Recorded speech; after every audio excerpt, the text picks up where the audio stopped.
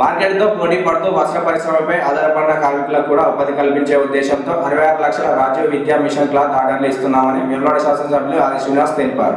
సిరిసిల్లకు చెందిన వస్త్ర పరిశ్రమ యజమానులు అసెంబ్లీ సమీక్షా సమావేశంలో చేనేత జౌళి శాఖ ముఖ్య కార్యదర్శి శైలజా రామయ్య, కలెక్టర్ సందీప్ కుమార్ జాతో కలిసి సమీక్ష ఏర్పాటు చేశారు.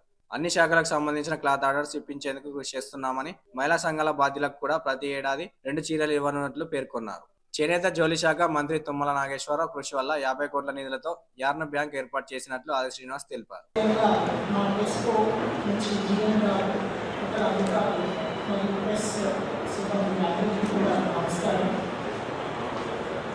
గత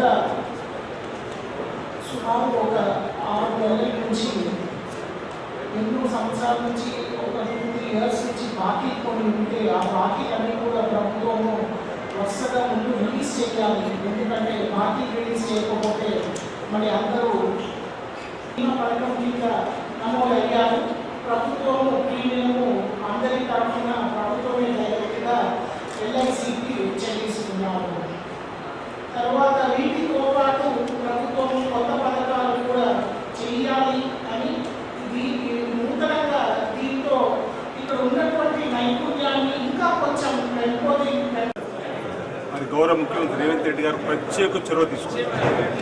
నేను ఈ సందర్భంగా ఒకటి చెప్పదలుచుకున్నా, మన ప్రాంతం నుంచి మీరు కానీ మేము కానీ కావాలని పట్టనప్పటికీ శైలజ రామయ్య గారు, గౌరవ ముఖ్యమంత్రి రేవంత్ రెడ్డి గారు, ఉత్తమ్ కుమార్ రెడ్డి గారు, జిల్లాకు సంబంధించిన మంత్రివర్యులు శ్రీధర్ బాబు గారు కానీ, పున్న ప్రభాకర్ కానీ, చేనేత జౌళి శాఖ మంత్రులు తుమ్మల నాగేశ్వరరావు కలిసి నేతన్నలకు సంబంధించినటువంటి సమస్యలపైన కూర్చొని చర్చ జరిగింది.